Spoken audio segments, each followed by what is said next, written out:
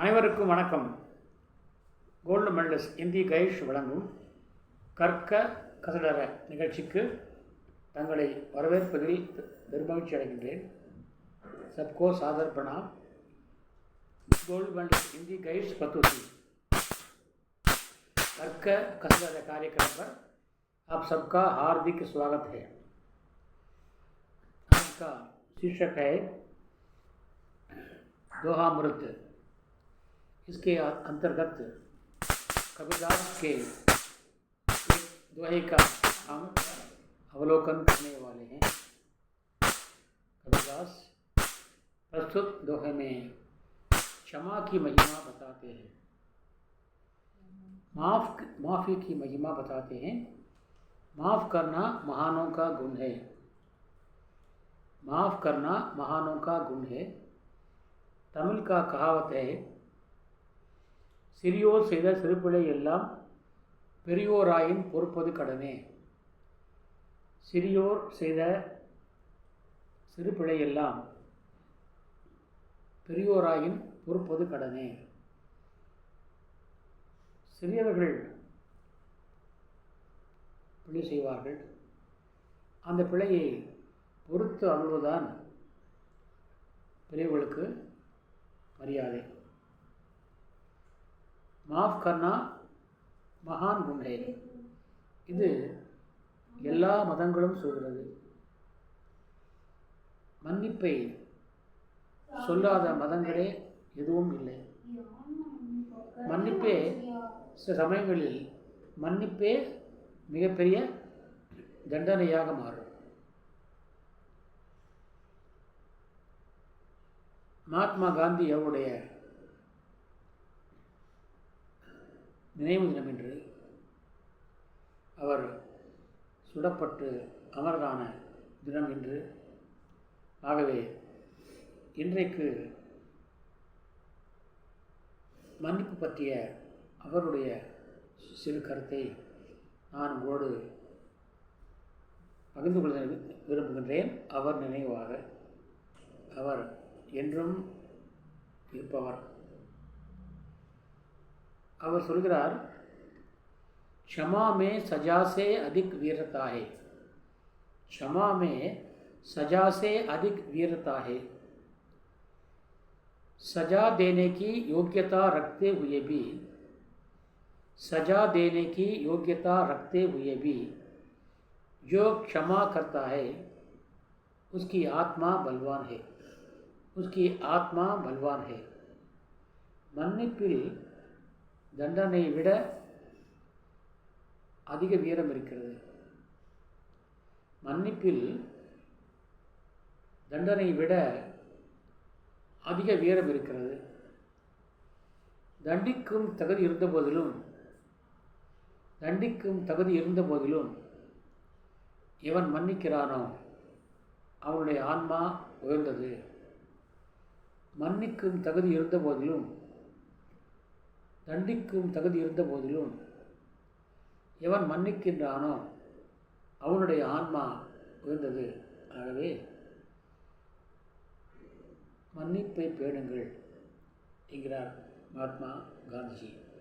தன்னை சுட்ட கோட்சேவை கூட அவர் மன்னிக்க சொன்னார். தான் கொல்லப்படுவது அவருக்கு முன்பே தெரியும். எனவே அவருடைய நலம் விரும்பிகள், வெல் விஷர்ஸ், இதேஷீலோ அவரிடம் சொன்னார்கள், தந்தையே, தங்களை கொல்ல சதி நடக்கிறது. தாங்கள் நிச்சயமாக கொல்லப்படுவீர்கள்.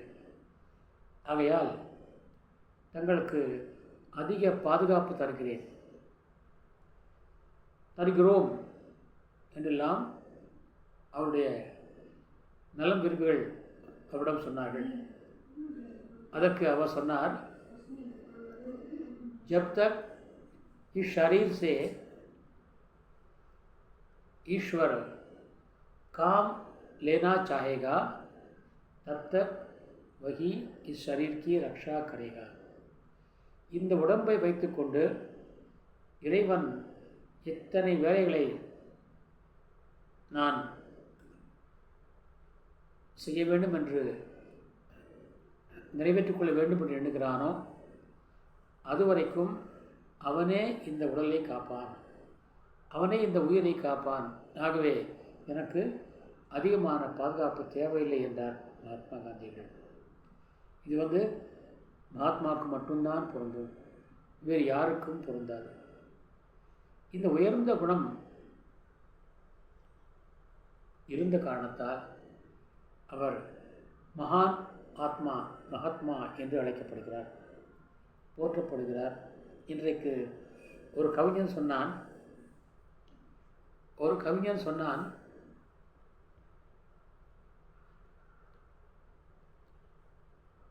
காந்தி இல்லை, ஆனால் அவர் எங்கும் வாழ்கிறார். காந்தி இல்லாவிட்டால் பணம் இல்லை, பணம் இல்லாமல் காந்தி இருந்திருக்கலாம், ஆனால் காந்தி இல்லாமல் பணம் இல்லை. எனக்கு காந்தி படம் இல்லாமல் ரூபாய் இருக்கிறதா? ஆகவே காந்தி இல்லாமல் பணம் இல்லை என்று ஒரு கவிஞன் சொன்னான். அதுபோல மன்னிக்கும் மனப்பான்மையை நாம் வளர்த்து கொள்ள வேண்டும். அதற்கு மகான்களுடைய வாழ்நாள், அவருடைய கருத்துக்கள், அவருடைய போதனைகள் நமக்கு நல்ல வழிகாட்டி என்ற கருத்தையே அவருடைய இந்த வாக்கு தெரிவிக்கிறது.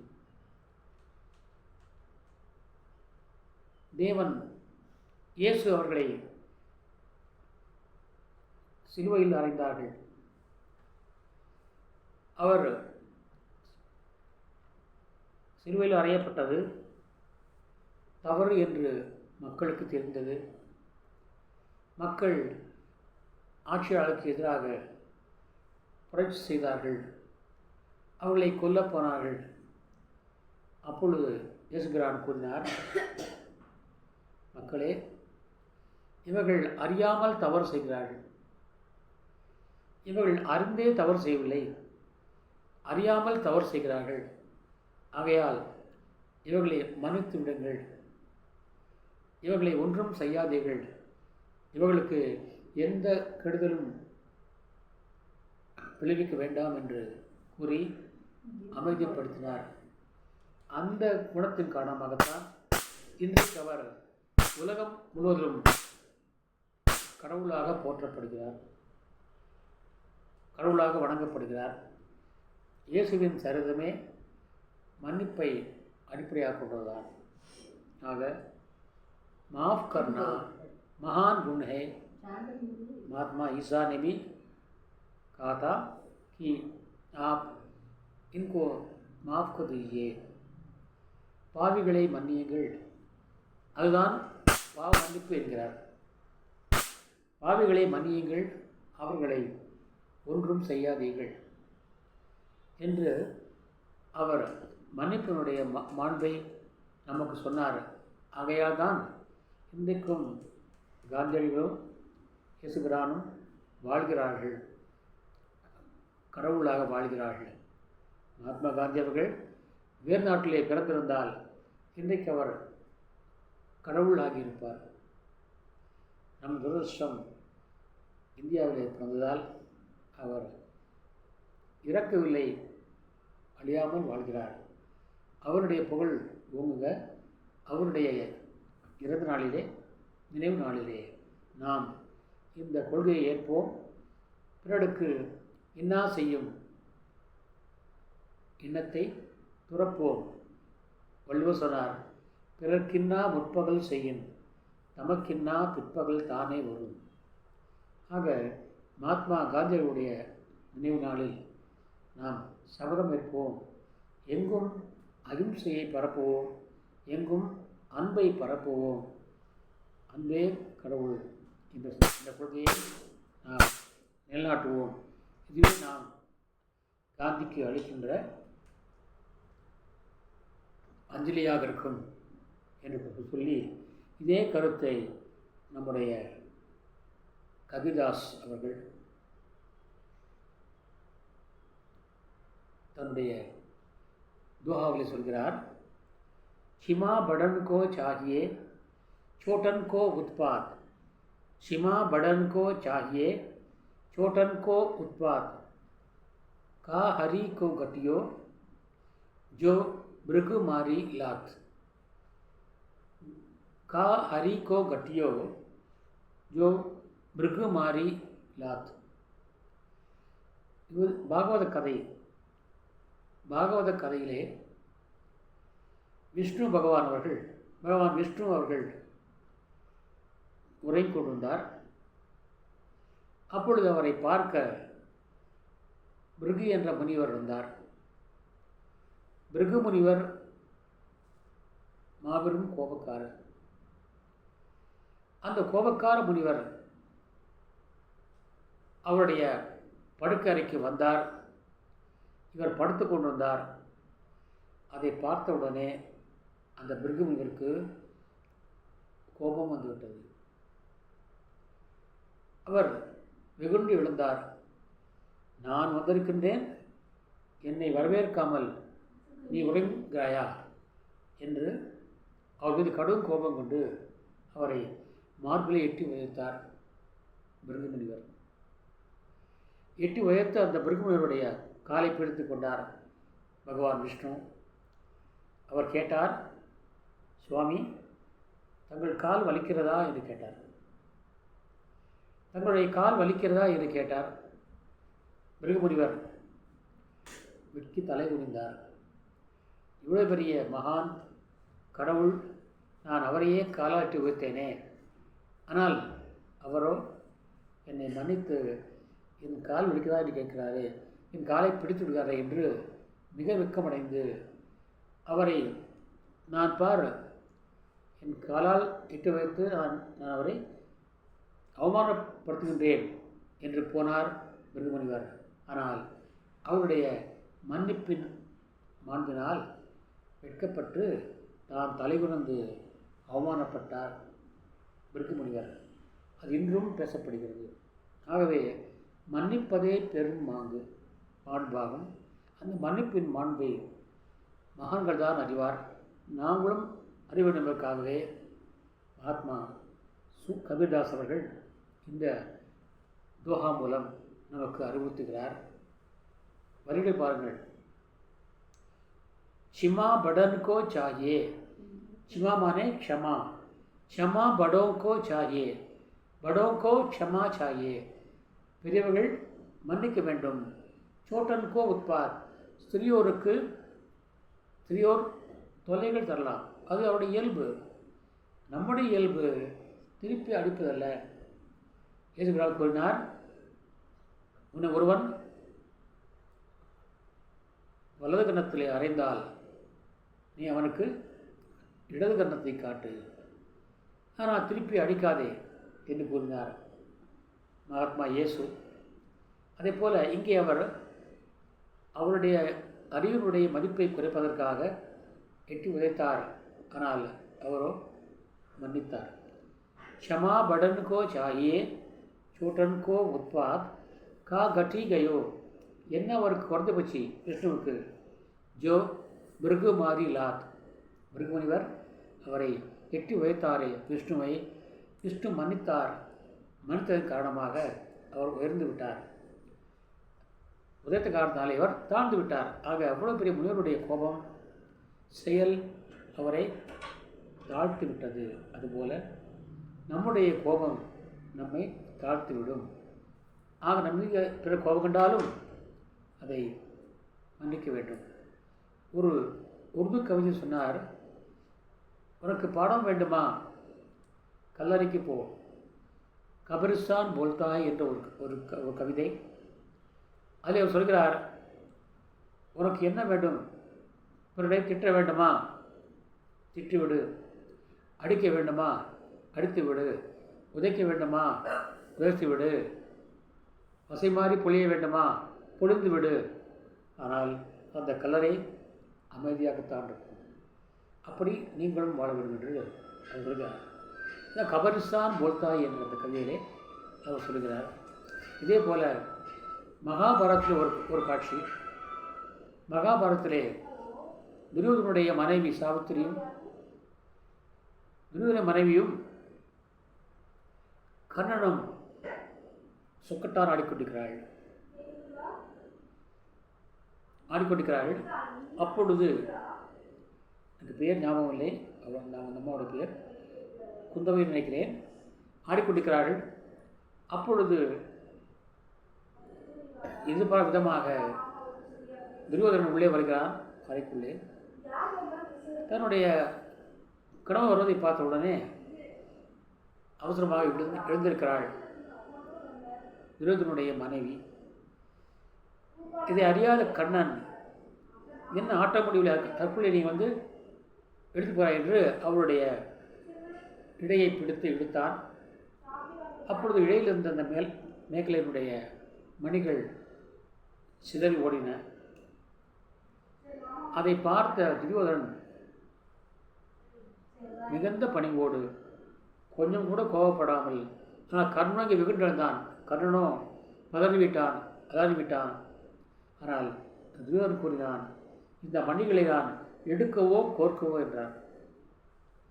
இந்த மணிகளை நான் எடுக்கவோ அல்லது கோர்க்கவோ என்று சொல்லி இங்கே உயர்ந்த பண்பை தெரிவித்தான். ஏனென்றால் நண்பன் எப்படி இருக்க வேண்டும், நண்பனுக்கு ஒரு இலக்கணமாக வச்சுக்கிட்டான் அங்கே துரியோதனன்.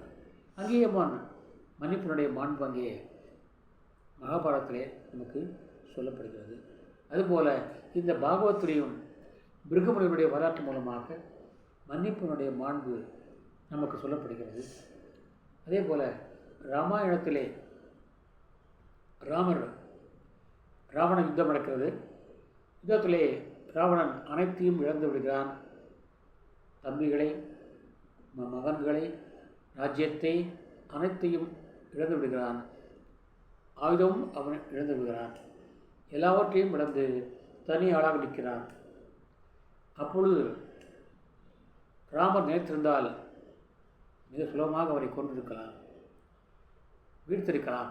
ஆனால் அவர் சொல்கிறார், இன்று போய் நாளை வா.